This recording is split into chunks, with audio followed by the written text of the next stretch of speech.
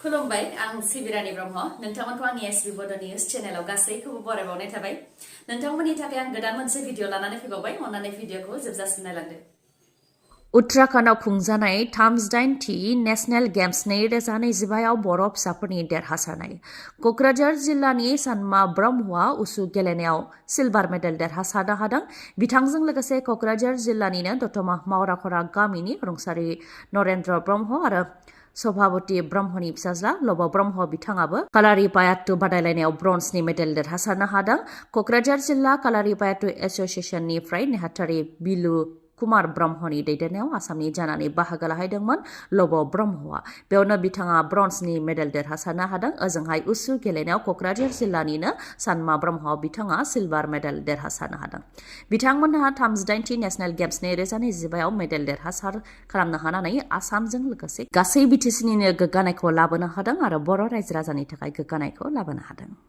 सोरखारि देहा फाहामसालियाव डक्टरा प्रेसक्रिप्शनाव लिरनाय मुलिखौ माब्लाबा समाव जों देहा फाहामसालिनिफ्राय मोना आरो बायजोनि फार्मासिनिफ्राय मुलिखौ बायनो गोनां जायो बेबायदिया नोंथांजोंबो माब्लाबा समाव जाबायना थारैनो माब्लाबा समाव नोंथांजोंबो बेबायदि जादों जानो हागौ जुदि बेबायदि जादोंब्ला नोंथाङाबो बेनि हेंथा राहा लानो हासिगोन आसामनि मन्त्रि अशोक सिंहाला बेनि हेंथा राहा लानो बुंथिदों बिथाङा बुंथिदों दि सोरखारि देहा फाहामसालियाव गोनांथार मुलि बा एसेन्शियेल ड्राग्सफोरखौ दैथायहरनाय जाखायो नाथाय डक्टरा प्रेसक्रिप्शनाव लिरनाय मुलिखौ देहा फाहामसालियाव मोना बेखौ लानानै गोबाङानो अजद होबोदों बेनिखायनो बेनि सायाव नायबिजिरनाय जादोंमोन जेराव डक्टर लिरनाय मुलिफोरखौ देहा फाहामसालियाव हरनाय जाखादों बेफोरखौ हमनो मोनदों बेनिखायनो दानिफ्राय सोरखारि डक्टरफोरा प्रेसक्रिप्शनाव लिरनाय मुलिखौ सोरखारि देहा फाहामसालियाव मोनाब्ला आरो बाहेरानि फार्मासियावसो बायनो गोनां जायोब्ला डक्टर मुलि लिरनाय प्रेसक्रिप्शनखौ फट' सेबखांनानै WhatsAppनि गेजेरजों दैथायहरनो हागोन आरो बेबायदि डक्टरनि सायाव राहा लानो हागोन होननानै बुंथिदों मन्त्रि अशोक सिंहाला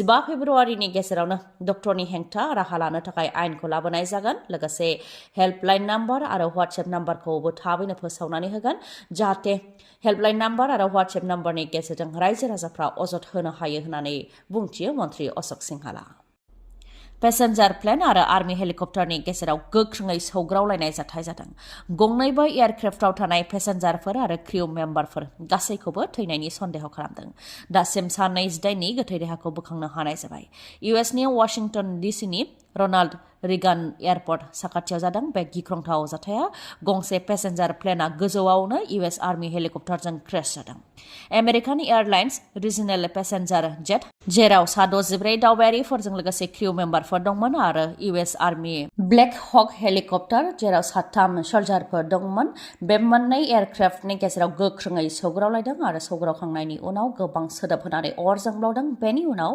रिगान एयारपर्टनि साखाथियाव थानाय पट'मेक दैयाव गोग्लैहोदों जाथायनि उनाव रैखा खालामनायनि हाबाखौ मावदों जेराव दासिम सा 28नि गोथै देहाखौ मोनबाय आरो बे जाथायाव गासैबो सुबुंफोर थैनायनि सन्देह खालामदों मानोना जोबोद गाज्रि सौग्रावलायनायजों लोगोसे जाय दैयाव गोग्लैफैदों बे दैया जोबोद गुसु सुहाबनाय होननानै फोरमायथिदों बेनिखायनो बे जाथायाव गासैबो दावबायारिफोरजों लोगोसे क्रिउ मेम्बार आरो सल्जारफोरा जिउ खोमानो गोनां जादों होननानै सन्देह खालामनाय जादों आसामनि मुंदांखा माहारियारि हाग्रामा काजिरङा माहारियारि हाग्रामाया गोदान मोनसे रेकर्ड खालामदों सोलिफु रांखान्थि बोसोर 2024-25आव काजिरङा नेशनेल पार्कआव रां आर्जिनानै रेकर्ड ब्रेक खालामदों अदेबानि गुबुन बोसोरफोराव जेसेबां रां आर्जियो बेनिख्रुइ बांसिन रां आर्जिनानै गोदान रेकर्ड खालामदों काजिरङा नेशनेल पार्कआव थांनाय 1 अक्ट'बरनिफ्राय दावबायारिफोरनि थाखाय काजिरङा माहारियारि हाग्रामाखौ बेखेवनानै होनाय जादोंमोन आरो थांनाय 1 अक्ट'बरनिफ्राय लानानै दासिम गासै 7,40 लाख रां आर्जिनो हाबाय होननानै फोरमायथिदों आरो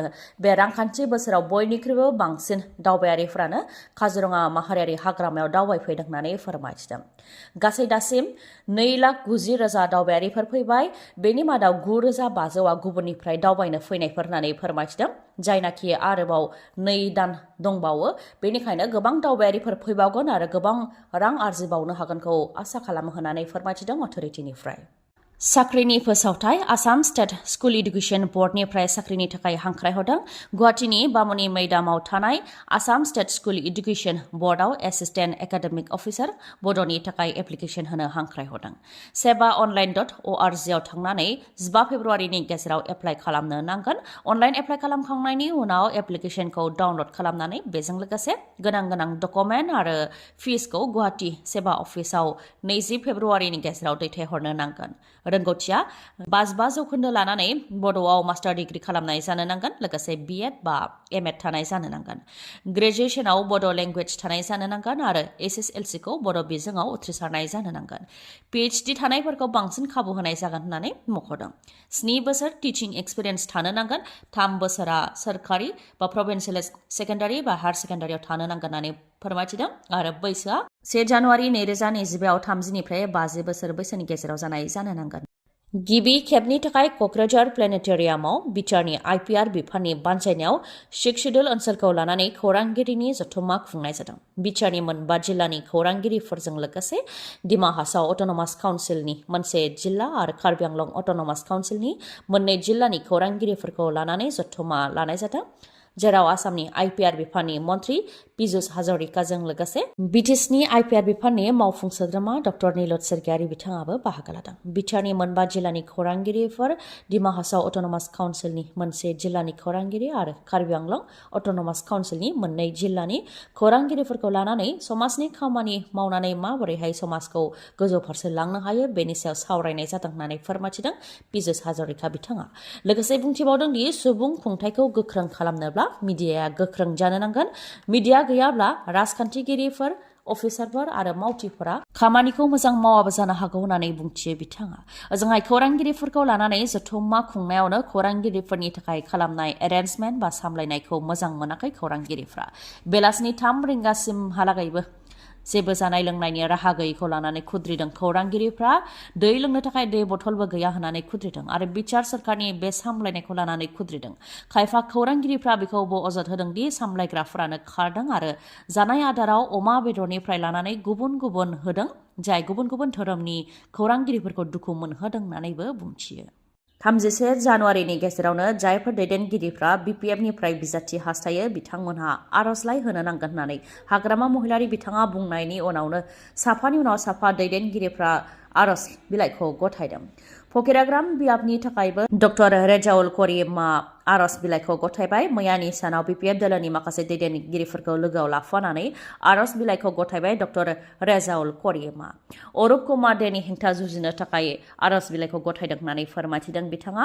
लोगोसे बिथाङा बुंथिबावदों दि रायजो राजा आरो गोबां दोलो आफादफोरा मोजां बिजाथि हास्थायदों, मानोना अरुप कुमार देनि समाव फकिराग्रामाव हिन्दु, मुस्लिम, ख्रिस्टान आरो गुबुन धोरोमनि गेजेराव जि मोजां सोमोन्दो दंमोन बेखौ गाज्रि खालामदों। गेलेनायनि बिथिङावबो हिन्दु मुस्लिम खालामनो नाजादों आरो हानि बेलायावबो हिन्दु मुस्लिम खालामनानै गोजोन गैयै थासारि सोमजिहोनो नाजादों। बेबायदिनो गुबुन बिथिङाव हिन्दु मुस्लिम खालामनानै गोजोन गैयै थासारि खालामनो नाजादों होननानै बुंथियो बिथाङा। बिथांनि अनगायैबो 39 नं मानास सेरफां बिटिसि बियाबाव बिपिएफ दोलोनिफ्राय बिजाथि हास्थायनानै नबज्योति खुर्मिया आर'ज बिलाइखौ गथायबाय। आर'ज बिलाइ गथायनानै बिथाङा बुंथिदों दि बिजेपि आरो प्रमद बर'नि दैदेननायाव बिटिसिआ जोबनाय फारसे थांदों। जेबो जौगानायनि खामानि जायाखै, लाइमोनफोरनो साख्रि होनो हायाखै, ओनसोलाव जेबो फसंथानफोर गैया, जायनि जाहोनाव गुबुन रायजोआव लाइमोनफोरा खामानि मावहैनो गोनां जादों। बेनि अनगायैबो पिएमएवाइ, मानरेगा आरो ब्लक लेभेलाव गोबां जाख्ल'नाय जादों होननानै अजदखौ होयो बिथाङा। नोंथांनि मेगनाव जेंना जादों नामा? जुदि जेंना जादोंब्ला आरो नोंथाङा मेगननि मोजां डक्टर नागिरदोंब्ला नोंथांनि थाखाय मोजां खौरां। बङाइगावनि आइ हस्पिटालाव फैगोन सिनियर आइ स्पेसियलिस्ट डक्टर प्रबिन बसुमतारी। बिथाङा एम्स निउ दिल्लीनि बारग' एचआर, आरपिसि आरो दिल्ली जिएनसिटिनि बारग' आइ कनसालटेन्ट।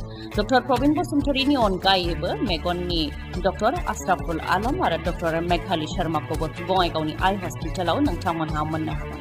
लोगोसेनो कम्पिउटार पेकनि गेजेरजों केटारेक्ट सार्जारि खालामनो हागोन, जेराव जेबो सानाय गैयालासे, सुथेनाय गैयालासे आरो गोख्रैनो गाहामाव फैफिननायखौ नोंथांमोनहा मोननो हागोन। आबुं थङा जाहैबाय बङाइगाव लवार आसाम हस्पिटालनि उल्था दिगाव बास स्टेन्डनि साखाथियाव।